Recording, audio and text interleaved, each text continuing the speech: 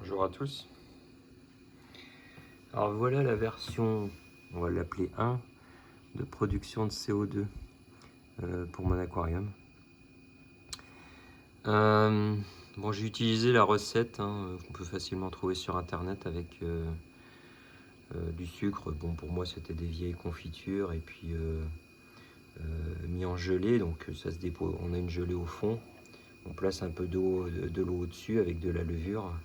Donc là j'ai mis de la levure de boulanger. Et il y a une petite bouteille qui sert de décantation si jamais il y a de la mousse qui se forme trop, que ça part en haut, ça part dans la bouteille et pas dans l'aquarium. Donc une protection. Donc là j'avais 5 litres, c'est un bidon de 5 litres. Donc j'avais mis environ 1,2, 1,3 litres de gel, donc de gel avec du sucre au fond et de l'eau au-dessus, environ je sais pas, 2,5 litres peut-être. Donc ça a bien fonctionné, mais une production beaucoup trop rapide. En gros, ça a consommé l'ensemble du sucre en une semaine et demie, quoi. Donc une quantité de CO2 générée beaucoup trop conséquente. J'étais obligé de débrancher, malgré le fait que ce soit à 500 litres. J'étais obligé de débrancher parce que le pH descendait trop bas. Donc voilà. Donc je suis en train de travailler sur une autre version qui est ici. Qui est ici. Alors certains reconnaîtront. Donc c'est un système qui est vendu sur internet. On trouve pour environ 25 € dans la forme ici, donc avec un manomètre, une électrovanne de commande en sortie et un bulleur pour vérifier la production. Donc ça, je l'ai mis en fonctionnement hier. Et ce que j'essaie de faire en fait, c'est que bon, j'ai créé un gel aussi en bas. J'ai mis un petit peu d'eau avec de la levure et du sucre. Donc de l'eau sucrée au départ avec la levure pour que ça démarre assez vite. Et en fait, donc ça tourne depuis hier. Et l'idée en fait, c'est de contrôler la production de la fermentation pour la production de CO2. Donc en fait, quand l'eau ici qui est au-dessus, donc la partie liquide, devrait s'alcooliser donc assez rapidement puisqu'il y a un faible volume.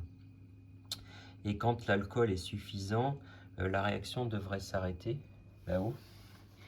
Et donc pour redémarrer la réaction, j'ai mis une bouteille d'eau à côté. Donc en fait, les deux bouteilles sont reliées ensemble ici avec un système de siphon. Pas de siphon, oui, un système de siphon un petit peu, mais avec des clapets d'anti-retour. Alors, je ne suis pas sûr que les clapets soient vraiment nécessaires. Je ne pense pas en fonctionnement. Peut-être qu'ils vont nuire au fonctionnement. Mais en fait, l'idée, c'est que quand la pression qu'on voit au-dessus, là, je suis à peu près à 1 bar. Quand la pression donc, dans la bouteille ici va redescendre, parce qu'elle sera plus capable de fournir la quantité de CO2 nécessaire pour l'aquarium. Donc là, j'ai à peu près une goutte à la seconde. Et bien, l'eau qui est dans la seconde bouteille va être transférée dans la première. Et cela devrait diminuer donc le taux d'alcool de la partie liquide et redémarrer la réaction. Alors, c'est la théorie. Donc c'est en test, on verra si ça fonctionne ou pas. Donc théoriquement, quand la vanne se ferme, donc la pression devrait augmenter. Et quand la vanne s'ouvrira, la pression descendra, donc ça en fera peut-être un peu d'eau, le temps que la réaction se réactive. Alors le risque, c'est que ça envoie trop d'eau, évidemment. Donc bon, je sais pas. Je sais pas, et actuellement c'est en test. Donc l'électrovanne, ça permet d'envoyer du CO2 que quand l'éclairage est allumé, pour éviter en fait d'acidifier trop l'eau et de consommer du CO2 pour rien. Voilà, la suite peut-être.